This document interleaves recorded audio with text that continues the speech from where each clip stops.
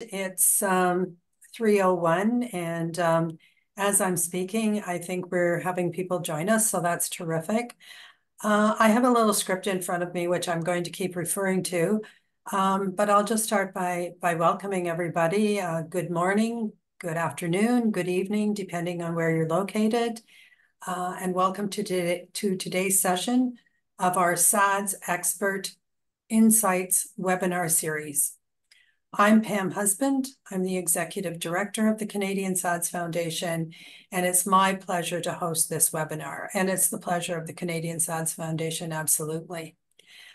Before we start, I'd just like to set some basic ground rules. While the presentation is taking place, we ask that you keep your cameras off and your audio off, but you may ask your questions through a chat if you like, and we will have a Q&A at the end. And in that case, you can in fact turn your camera on. That won't be a problem. We also ask that you keep your questions to a more general nature. These people, both of our guests today, are wonderful, but they are not in a position to answer your personal questions. So try and keep your questions somewhat general. And so we will, as I said, have a chat at the end and a Q&A. I would also like to just, I hate to bring this up in such a great time, but the Canadian SADS Foundation is thrilled to be able to offer this series, to offer our live streaming series with Dr. Sanatani, and to offer the support and help that we try to provide through our social media programs and so on. And so a donation to our organization is always welcome, and I would just like to remind everyone of that. And now I'm going to introduce our speakers, and I'm going to say not too much about them. I know both of them a little bit, but not really well. And I think that they will do a better justice to themselves by introducing themselves. Very lovely to introduce Jacqueline Forman, who is a clinical nurse specialist at St. Paul's Hospital in Vancouver, and Claire MacEwing, who is a patient living with a device. And ironically, and Claire, you may mention this when your turn is to speak, but Claire is also a project manager for an addition to St. Paul's Hospital. And I may not even be saying that correctly, so I'll let Claire clarify that. And Jacqueline Forman has done a terrific job of setting up this support group in St. Paul's. And we really hope you'll enjoy the presentation. I know you will. And you'll find inspiration from what these two people have to say. So without further ado, I'll turn it over to Jacqueline and to Claire. And I hope you enjoy your afternoon, morning, or evening, everyone. Thanks. Thanks, Pam, for that lovely introduction. So as Pam mentioned, Claire and I are both coming to you from Vancouver, so it's noon here. And before I begin, I do just want to acknowledge that Vancouver, where we're at, is situated on the unceded national territories of the Musqueam, Squamish, and Tsleil-Waututh nations. So it's where I work and where I play. I live in the North Shore, so I spend my time away from work either running with my dogs or hiking in the trails. So want to begin just with that acknowledgement. And also thanks to the SADS Foundation for giving us this opportunity to talk about the model of education that we developed a few years ago. And also a big thank you to Claire for her continued support and her enthusiasm with this project. She's been with us since the start, and especially for coming today and sharing her perspectives and her experiences of living with an ICD. So just in the next little bit, some of the things we'll go through is I'll talk a little bit about an ICD for people who maybe aren't as familiar. I'm going to talk about the gap in care that we identified and what led us to developing this program, and then just how we developed it and we implemented it and how we're sort of ongoing evaluating what we do. a little bit about our session highlights and the learnings that we've had. But most important, I think, is to hear Claire's perspective from a partner living with an ICD. And she'll talk about some of the frequently asked questions that she gets when she joins our session, and also takes on her own time when I pass for people's names. She's always happy to talk to some of our patients. So an ICD is a small electronic device you can see on the left side of your screen, and it's a little device that's constantly checking your heart rate and your rhythm, and it's looking for any sudden changes that could cause an arrhythmia that could then lead to sudden death. So when it recognizes an arrhythmia, it can either send an electrical impulse that would be pacing it back to a normal rate, or if it needs to, it's going to provide a shock that would trigger the heart rate back to normal. So the ICD has two parts, two components. So you see in the middle is the ICD generator, and people will refer to that as the battery. It's really the brains, the computer of the ICD. And then you have the lead that's attached to that. So the ICD lead is connected to the generator at one end, and then at the other end, it attaches to the inside of your heart. And it's just sort of screwed in lightly into the heart muscle. So the electrical impulse or the shock will travel from the generator and down to the lead to your heart if it deems an arrhythmia to be dangerous. What you can see here are just two of the commonly seen locations for an ICD implant. So on the left side is a photo depicting what we would say is traditional or a conventional approach with the lead that's attached to the generator inside the heart. So the pocket of that battery is generally right on just on the left side or the right side in the subclavian area.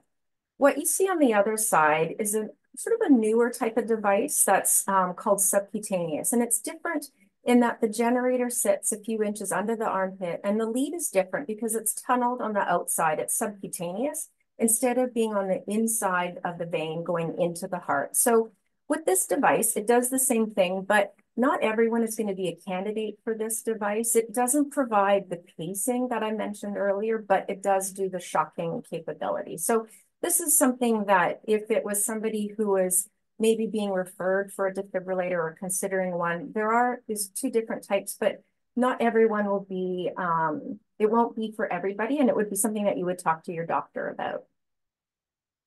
So the reason that someone might need a defibrillator can be for a number of reasons. So as you can see on this slide, on the top rhythm strip is what we would say is an electrical heartbeat. That's what you'll see on an ECG, and we call it sinus rhythm.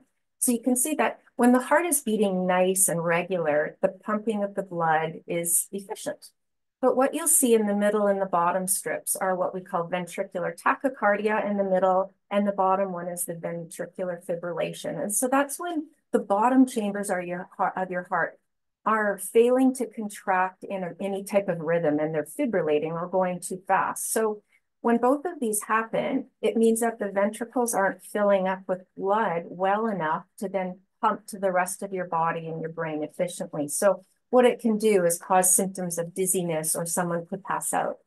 So some people may be at risk for these irregular rhythms for different reasons. Some might have a weakened heart or some heart failure from perhaps a heart attack. And other people might have an inherited problem with the electrical system, and that can cause that abnormal heart rhythm as well. So you might need an ICD because you're at risk for having this fast and dangerous heart rhythm. So, you know, although these ICDs, they are life-saving, they do come with some risks and complications. And for some, there may be some implications with the type of job they have or lifestyle. And Claire will go into some of the patient perspective in a little bit. So when, as Pam mentioned, we developed this program, how it started was really back in 2018. I really recognized this big gap in patient education for people who were referred for having a defibrillator. So at a number of places, including our own, the traditional process for when a referral happens is if somebody is having symptoms or arrhythmia, and they are then seen by their doctor, they're then referred to an electrophysiology doctor, someone who specializes in electrical rhythms. And so at that time, you'd have your referral, you'd have any other diagnostic workup, and the physician would say, I think you are a good candidate to have a defibrillator, and they may go over different risks that you have depending on the clinical indication. And what would happen after that is the patient would go home, and then the assistant of the physician would then call the patient and say, you know, we've got a date booked for you. And most of the time, these people wouldn't really have another opportunity to come and talk to the doctor and go over any other questions. And at our site, we have a device clinic where we have specialists working with people after they've had their implant, but we don't have a process for people to come in and speak to a nurse or speak to a specialist. So we would give them some really great patient education material, which was developed by our provincial group, the CSBC. People would go online and look for information that they may find on Google. And then the next step would essentially be coming into the hospital where they would be implanted. And what we were finding is that a lot of people were coming into the hospital for their implant, and they had a lot of unanswered questions or felt that they had information they didn't know about. And, you know, anecdotally, one of the things we found a lot were people who were commercial drivers. And once you have a defibrillator implanted, you can't actually drive commercially again. And for a lot of people, this is their livelihood, and it's shocking to come in and you're getting this device that you're told it's going to be life-saving, but then you can't have the job that you've had for however many years. So we saw this as a big gap, and we found that a lot of these people, they wanted to have this information further upstream so they could help them to inform their decision making. So we really saw this as a big gap and an opportunity to do something. And that was when we decided that we thought we could develop these education classes where we could have the expertise and evidence-based information that we provide, but also have a patient partner that could provide their insight and their experience. And I always sort of compare this to, this was in my mind 6 years ago when we started this, it was almost like if somebody is going to buy a new car and you go to the dealership and you test drive it, and then you want to think about it and you go home, you end up getting phone calls from the dealership, sometimes multiple times. And I felt like, you know, for a car, that was such great service, but yet you're getting a life-saving device, and yet you weren't really given an opportunity to get more information. That was in my brain when I was thinking. So in 2018 was when we started this program. So it started with developing a proposal that would outline what we were going to do, who would be involved. I have a team of Jamie and Emily, who are both experts in the field of implant and device follow-up, who have been with me and provide the education every month. And we also had to just think about how we were going to sort of advertise or how we'd get referrals. And so, you know, we end up having flyers advertising our dates all over the hospital, and inpatient units, in the outpatient departments, different heart failure doctors, different specialists with the inherited arrhythmia group, really just trying to make it as widespread as we could. And then the other key piece was the patient partner engagement. So in BC, we have something called the BC Patient Voices Network, which is a group that facilitates individuals who want to participate and want to be partners, and also healthcare providers who are looking for patient partners to, whether they wanted to have somebody be represented on a committee or working groups, or for us, it was our education sessions. And because we were looking for specifically people who had defibrillators, we did have to augment this by first going to our device clinic and you know, reaching out to people who we knew wanted to sort of give back and help educate, and then go through a process with the Patient Voices Network. And it was almost like applying for a job. Like, they will go through a process of orientation. They will do interviews, and it's not like they're going to turn you down, but they just want to make sure that expectations of the partner are met, and what they get back. And the same with the healthcare provider as well. So we currently have 5 partners who rotate each month. And I was telling Pam earlier that of the 5 that we have since the very beginning in 2018, each year when I go through the schedule and I say, if you're too busy and you don't want to participate, you can, but everybody wants to come back and still be part of this great project. So I love that. The next thing that we did was just developing the format and the curriculum. So we went to what the evidence looked like and what are the major buckets of education that people wanted to know about. So things like the general overview of what a device is, the implant procedure, what is it like to get a shock, and living with a device, different physically and emotionally, and end of life questions. So we came up with basically a PowerPoint slide presentation that was about 30 to 45 minutes. And then the other important part was just the evaluation. So making sure that we evaluated it constantly to make improvements, especially in the very beginning. So the photos that I have on here are Emily and Jamie helping to teach the class. And then in the middle is one of our partners, Marcel, and the Patient Voices Network has a volunteer lunch every year, and they welcome back the partners to come and participate. So that was Marcel going to one of the lunches. So this slide is just showing you the evaluation process. So in the beginning, when we did our classes, we did them in person. And really, we were just looking at how people felt about the logistics, like where we were holding it, the time of day, and just some very high level questions about, did they get enough information? What did they like the best, or what could we improve on? And then, of course, during COVID, we had to pivot to providing this virtually. So we switched the evaluation and made it more content specific with the education we were providing. But I think the biggest piece of our evaluation was the debrief, especially in the beginning. So we would have, when we were in person, we would chat afterwards, the patient partner and Emily and Jamie and I, about what were the questions asked, what could we do better, what could we change for the next time. And now we often do this by email, especially after a session. And there's always different questions that come up. Like there's always something every week that stumps me, or every month. So it's important to keep this ongoing evaluation. So just some highlights from our session. So we started them in 2018, and since then we've had probably 230 participants. We average anywhere from 2 to 12 people per session, especially now that it's on Zoom. I open it up to, and I encourage everybody to have family join, or social support or partners, just even if they're calling from a different place, because people like to have someone else listen to the information as well. We've made quite a few changes with the curriculum, and that's just based on evaluations and the debriefs that we have. Of course, I mentioned with the pandemic, we did have to go to virtual. And since we've started it, we've really been able to share the story with, we've done a video recording. We got some funding through the hospital. We recorded it. We have it up on our website. And when I have people who can't join a session for work or for whatever reason, I can send them the video, which is not quite as good because they can't ask questions, but it still provides really good information.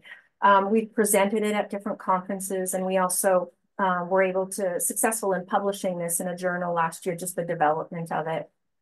And I wanted to just mention, so on these photos, you see Emily that was doing one of the first Zoom sessions from my office during COVID. We just kind of crammed in and had to put the laptop on some textbooks.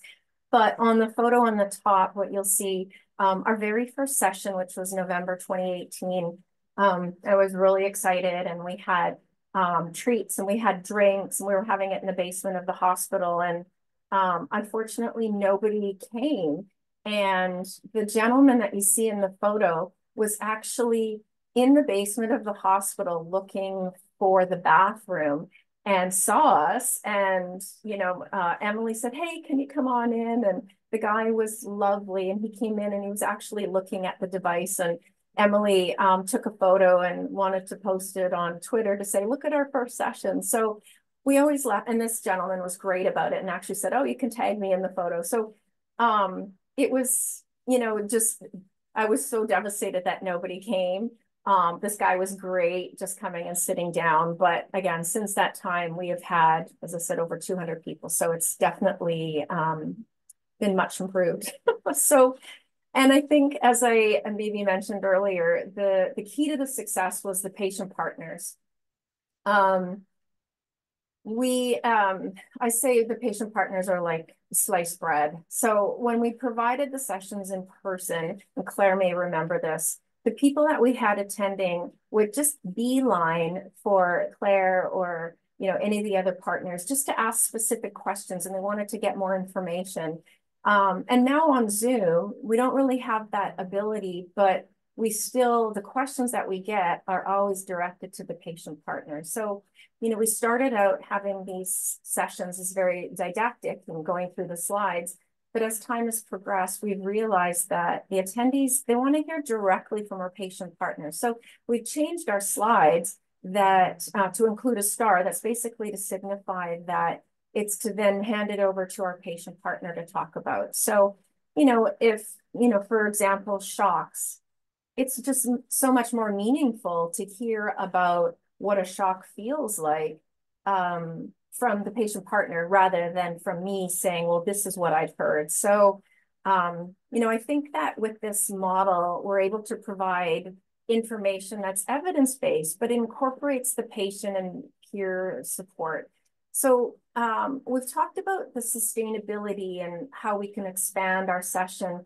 And from an operational perspective, it's at this time not really feasible. I don't have an admin person, so any phone calls and when I have to provide the Zoom link to people to attend is all me doing it. And there's a lot of people who aren't comfortable with Zoom, so I do a practice session with them. They need some troubleshooting, ongoing questions. So at this point, we're not able to really expand it. And the other part of that too is the thing that's nice if it's a bit of a smaller group is it just provides a bit more of a safe, informal environment to talk to the patient partners. And I think once you get into a bigger forum, it's just harder to get that. So what we've really tried to do is share how we develop this with other colleagues so that they can build a program that's similar. So I really can't stress enough the importance of engaging the patient partners to co-lead this project because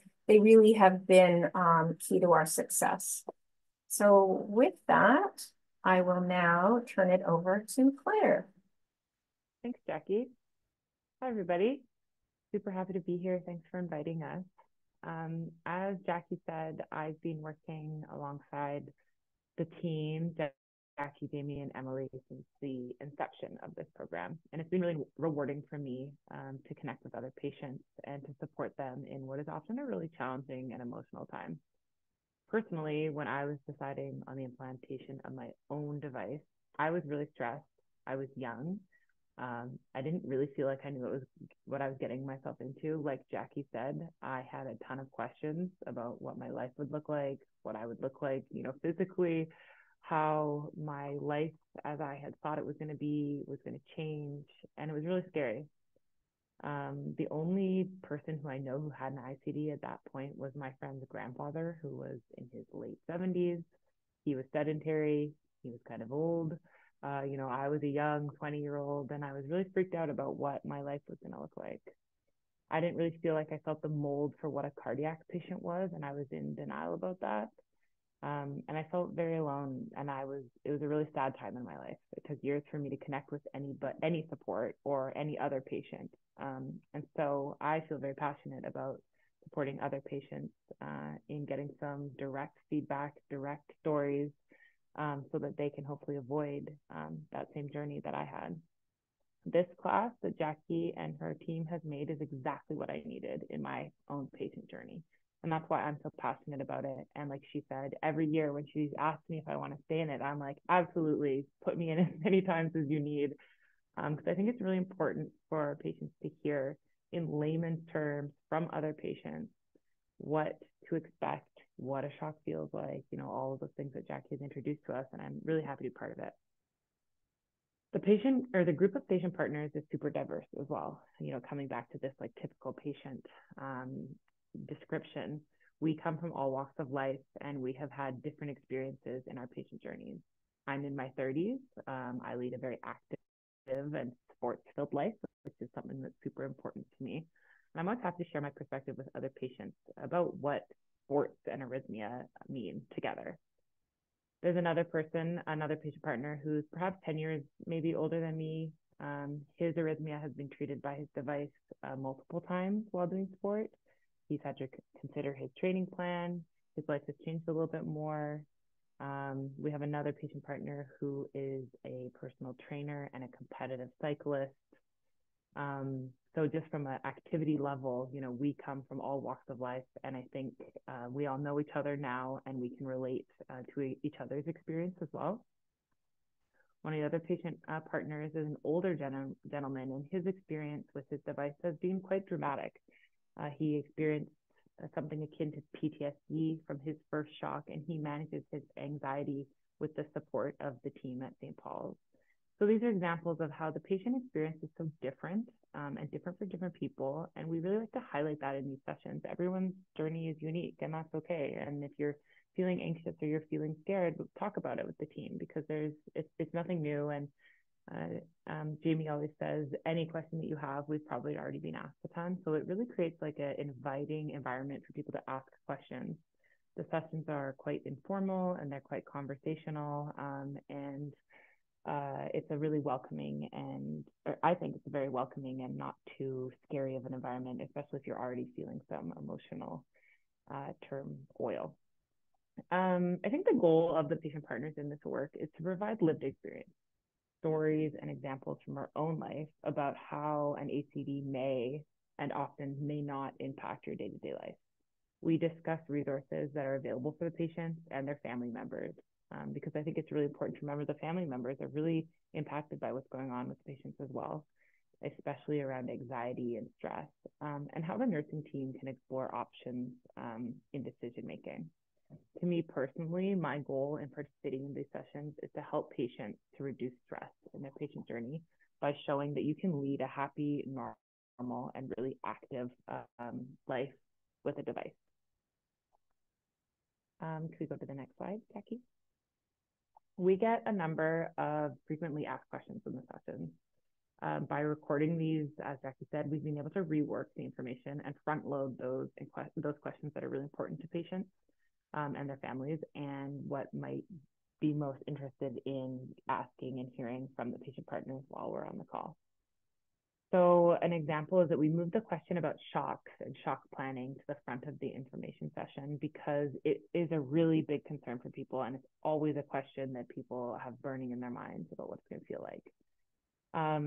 As Jackie said, we get a little prompt from the team, and then we give our own patient, if the patient partners have had a shock, give their own experience. I'm happy to share with the group, and I'm really open about it, my experience of receiving a shock. While it was stressful, for me, it was somewhat relieving. I had created a story in my head about what it would feel like to receive a shock, and it was far more dramatic for me than it was in reality. I no longer had to walk around feeling anxious about what it could feel like to be shocked. So I actually had like a lot of relief. I had a shock. I called the team. I spoke to a cardiologist, and I went into the office later in the week, and it was not so urgent. It was not so scary as what I had thought it would feel like. By the time I visited the clinic, we were able to review the arrhythmia and experience and make some tweaks to my plan. I haven't had a shock since, so that's great. The next item, we've all seen in the media, media will be the first to tell you about the danger of EMIs. They're all over the place. It's your cell phone, your conduction stove, or your power tools. But part of living a normal life is not to live in fear. So we talk a lot about the impact of electromagnetic interference on implanted devices and what to do if you find yourself in an EMI zone. So the team counsels patients that if they hear or feel an alarm from their device, it indicates a potential EMI. The simplest way to address it is just to walk away, perhaps 10 feet away from the machine or whatever it is that's conflicting with the cardiac device. And it's pretty easy as that. In your household, keep these things about an arm's length away from your body. Don't nap with your iPad on your chest, and not using your Dr. Ho's massage device. Overall, the impact of EMIs on most people are pretty minimal. You can, go through security. You can use your stove. You don't have to be walking around stressing about this phantom EMI that we've all read so much about. I think travel is often stressful for people who are concerned about their health. So we do get a lot of questions about things like airport security and traveling with your bedside monitor. What happens if you get a shop abroad? I share with the other patients how since I've had my device, I've traveled all over the world, and I've lived abroad for extensive period of time. My device has actually allowed me to do that. I do it confidently because I know that the device is caring for my cardiac wellness, so I don't have to worry so much about it. The device has enabled me to live well and do what I want and to travel where I want. I've only once been asked for the device ID card in the last 13 years. And I typically get through airport security faster than my travel group. So we advise patients to enjoy their time away, to travel. Don't worry about packing up your bedside monitor in your carry-on. You know, it'll download the backdated days when you get home from vacation. If there's anything going on, it'll let the team at the hospital know. Jackie spoke a little bit about driving restrictions and some of the special concern, particularly for people, you know, who live alone or live outside of urban centers, figuring out how they'll get to work, how they'll get their groceries.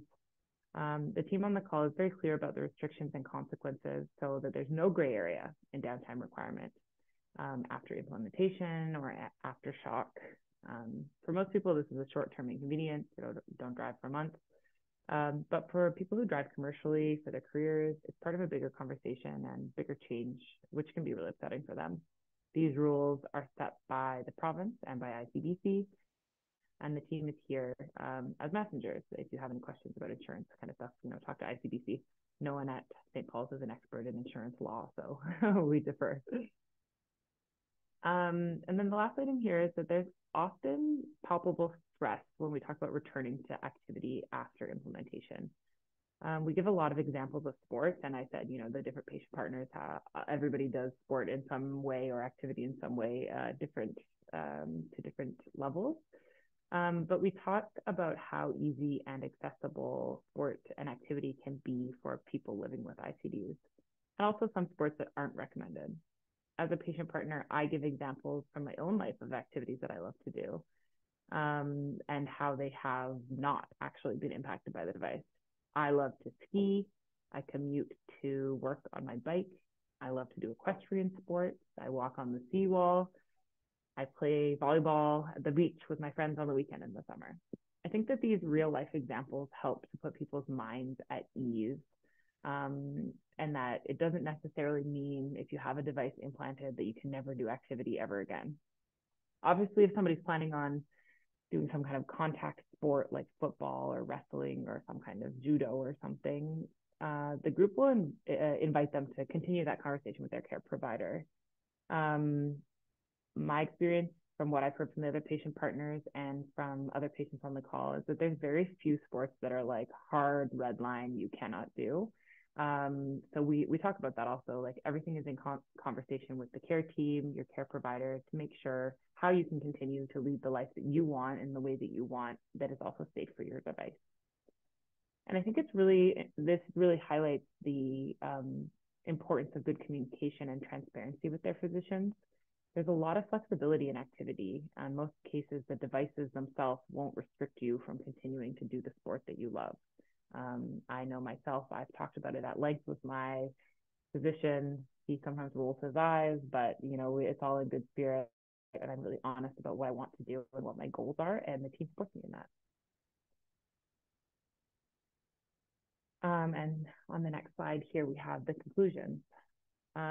Living well with an ICD may present changes to how people have been living their lives. The prospect of significant changes and the experiences of uncertainty, anxiety, and health consequences can be overwhelming. But the education program has provided a new way to approach the providing comprehensive education about ICDs through this patient, partner, and clinician co-led program. It's promoted inclusion, remains grounded in evidence provided by healthcare providers with strong clinical expertise, which empowers individuals to inform decision-making and live well with an ICD. This kind of program that provides ICD services needs to be attentive to the needs of the individual patient to optimize acceptance of the device and capacity to benefit from treatment. And that patient partners with lived experience of ICD can provide a unique insight into the support of patients at earlier points in treatment. Heart rhythm experts are well positioned to co-lead novel education approaches to improve patient experiences and outcomes after ICD implantation. And as Jackie said earlier, the dynamic of these sessions of small groups and conversation based have been so important in the development of this program, that it's not a lecture and it's not a seminar. It's very much come to us with your questions. We'll talk about it. And occasionally things need to be taken offline if they're super specific. You know, I had this and my doctor said this. That's not really the intention of it. But the patient partners, I know myself and all of us have had conversations with folks offline as well. You know, this patient maybe has a similar kind of life as me, and they are having a similar concern that I had. Like, let's get together and talk about it. And we do that all the time. And I think that it's something that everyone's keen to do. You know, at the end of every session, the patient partners will say, if you have any other questions, like, connect with us through Jackie. So it's a really open space for information sharing and for questions being asked to other patients rather than just to care providers. So I think it's a really fulsome program, and I really hope that we'll be able to see something like this in other hospitals as well. As Pam said at the beginning, you know, that it's a big gap, and there's not a ton of other programs that are like this, but they're so needed and so important.